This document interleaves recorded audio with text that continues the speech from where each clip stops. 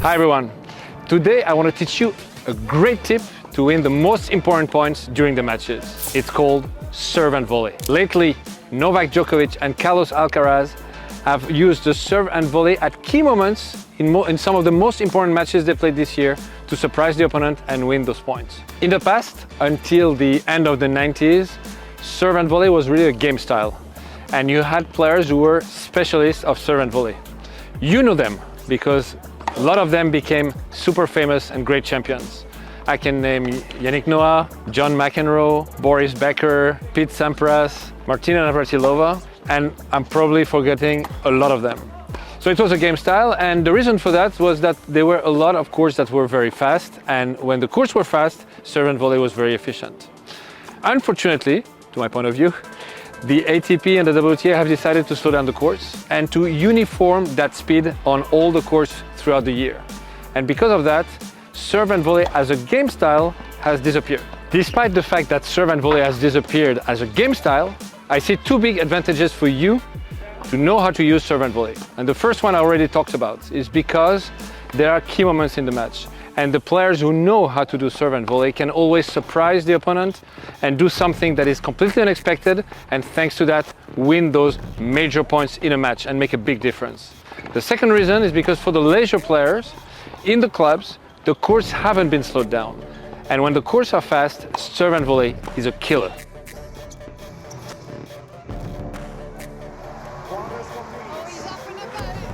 Now, I want to show you how to do it.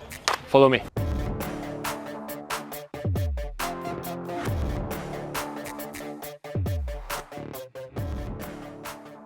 First question you have to ask yourself is, how is your serve? What kind of serve do you have? Do you have a really big serve where you make a lot of winners, or do you have a more average classic serve? Because there are two ways to play serve and volley. The first way is to use a very, very powerful serve. Players like Pete Sampras or Ivo Karlovic, they make so many points with the serve, and even if the ball comes back, they're at the net and they just have to finish. If you have a serve like that, then you can go for it. If not, it's dangerous. Because if you serve flat and the opponent is able to return, you won't have time to cover the net, and the opponent will play in your feet and you'll be far from the net, or will play on the sides and it's going to be a winner. So if your serve is not like a real bomb and very precise, then it's much better to use serve with spin. Why spin? First of all, because it's not easy to be precise for the opponent on a spin serve, whether it's a kick or a slice. And second, because it gives you time. Because of the spin, the ball travels much slower and you have a lot of time to come and cover the net, which will be very important for the first volley you'll have to volley. Two players who are great at playing serve and volley, one from the past, one from the present. In the past, for example, Rafter was unbelievable. He was serving always with a lot of kick, so he had a lot of time to travel, get close to the net, and always volley way inside the service line. In the present, lately, whether it's Novak Djokovic or Carlos Alcaraz, they are able to serve with a lot of spin, and actually a lot of time they served and volley on second serves, on kick second serves. And again, this gave them the opportunity to get close to the net for the first volley. If you have a big serve like Jan-Lennard Struff, then you can serve and volley, hitting the ball flat and hard. Now a few hints about where to serve, considering where the opponent is positioned. If the opponent is positioned very far from the baseline, like for example Daniil Medvedev, it's very efficient to serve and volley with a slice out wide or a kick out wide on the outside. Slice out wide on the deuce side, kick out wide on the outside. Why? Because the fact that the opponent is far, he will have to make a lot of steps to get to the ball. He's going to be really far outside the baseline, and it's going to be very difficult for him to hit a good shot from there on both sides. So you'll have an easy second volley. And actually, Novak has done it a lot in the final of the US Open against Daniil Medvedev with a lot of efficiency. Now, if the returner is close to the baseline, I would say that the most efficient serve to play serve and volley will be a slice to the body. Because he's close, he won't have a lot of time to move around the ball, and it's going to be very uncomfortable to return, and then you probably will have a volley easy, what I mean by easy, hitting over the net.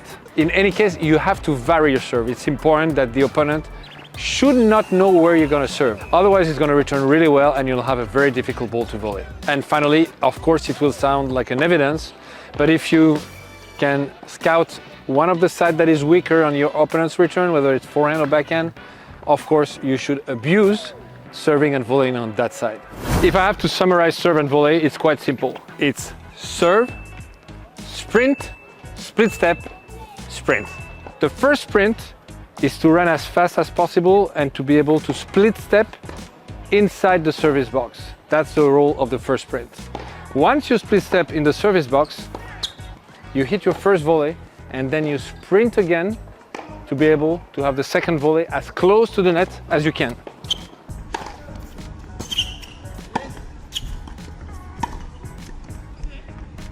Now, how to position yourself laterally. That means when you serve and volley and you split step, you have to know where you should do your split step. We know it's inside the service box, but is it more to the left, more central, or more to the right? It depends on where you serve. And there is a rule when it comes to coming to the net, and the rule is this one. It's very simple. You follow your ball. So if I serve on the tee and I follow my ball, I will split step on the tee. Oh yes, switch it ahead from Kerry. I think you can't believe what this guy does. The more I'll serve out wide, the more I will follow my ball and the more out wide I will be. Here, can be even here if I serve very short with slice.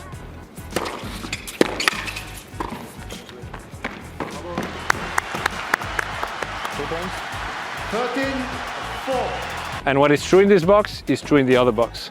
The reason for this positioning is quite simple to understand. You don't know where your opponent is going to play. So you have to be able to be at the exact same distance to the right and to the left to the best shot that your opponent is playing. So if you follow your ball, you're technically always on the same distance on both of the shots that your opponent can play. This is one of the basics of tennis tactics. And you can watch my masterclass that explains everything about it. A few words about movement, and this is very subtle. The first thing you do is running after you serve, and running and sprinting, running as fast as you can, again, to be able to split step inside the service box. Once you split step, you really have to stop for a millisecond, but you really have to stop because you don't know where the ball is going. It can go right, can go left, and if you are still in motion and the ball goes the other way, you have no chance to reach it. So for one split second, you have to be able to be completely still so you can choose your side, okay?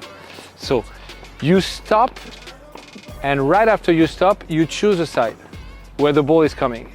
You follow the ball, you come to the ball, you volley. While you volley, it's very important not to be static. If you are static, the ball is going to fly. You have to have your body weight come with the ball. So you're going to volley and make one or two little steps with it. So you volley dynamic. That's very important. Once you've made those two little steps, and it's not about sprinting through the ball. This you cannot do. So you stop and you start moving again with the ball. Once the ball leaves your racket, you start sprinting again for the next split step that hopefully will be very close to the net, so you can close it and finish the point on the next one. When you split step, you have to stop for a millisecond, but it doesn't mean that you have to volley static. You have to still volley dynamic. Now, where to volley? First volley and second volley. On your first volley, there are good chances that the ball is going to be lower, maybe even under the net. It's not an easy volley. You have two options. The first option is to volley deep, and it's the best option by far, and you will volley in a place where you can cover the net well. If you hear and you volley far from you, you will have to run fast and cover this distance, and not sure you're going to have time for that. So it's always easier to volley in front of you and deep. The second option is to drop volley, but from that position, it's not easy. Once you've made your first volley, and if you volley deep enough, then you'll be able to run fast, split step, and have a second volley where you'll be able to hit the ball from over the net. Why? Because as you are close to the net, before the ball drops, you'll be able to hit it. So you'll hit it, the ball will come from that position, come here, go over the net, and then drop. But as you are close, you'll be able to hit the volley before it drops.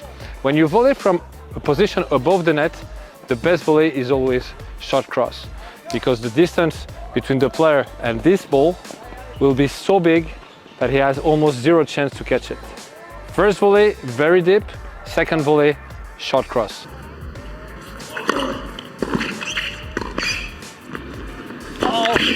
Oh, well, still managed to get the racket to the ball. Now, when to use it? I might surprise you, but I would advise you to use serve and volley, even if it's not your game, in the pressure moment, when you are stressed. Why? Because when those moments happen, the thing you don't want is to start thinking. And when you have a lot of time to think, because you play slowly, then it's the moments when you make the wrong choices all the time. When you play serve and volley, you don't have time to think. You just have to serve, run, boom. So in a way, it's easier. And it's great because those moments of tension are probably moments of tension also for your opponent. And in his case, you can think the same. He will not have time to think, that's true, but he will be surprised. And when you are stressed, if the opponent does something you don't expect, there is a good chance that you're going to miss. So for me, in those moments, this is when you have to use it. And if you look at the matches that Novak played lately and he won, whether it was in Cincinnati or at the US Open, on most of the big points, he did this. And even though he's not a natural serve and volley player, he was so efficient on it. Just a few tips about how to work on serve and volley. I think the most important thing, the first thing you have to learn is to serve and split step inside the box. So you don't need anybody on the other side of the court. You just serve, run, and split step. Make sure that you progress in the speed in which you run from behind the baseline to inside the service line. And once you've done a lot of that, you can start to have someone returning. Once the ball leaves his racket and lands, you have to be able to be in the service box. That's the second step. And the third step, then you can start to make your first volley and learn to volley in front and deep, in front of you and deep. And then you can do first volley and second volley. First volley deep, second volley short cross. So once you've done all these things one after the other one, then you can put them all together, serve and volley, inside the service box for the split step, first volley deep center, second volley short cross. If you like this video, don't forget to subscribe to my YouTube channel, and don't forget also to watch all my shorties. There are a lot of tips on half volleys, low volleys, all kind of volleys, and it's going to be very useful when it comes to serve and volley.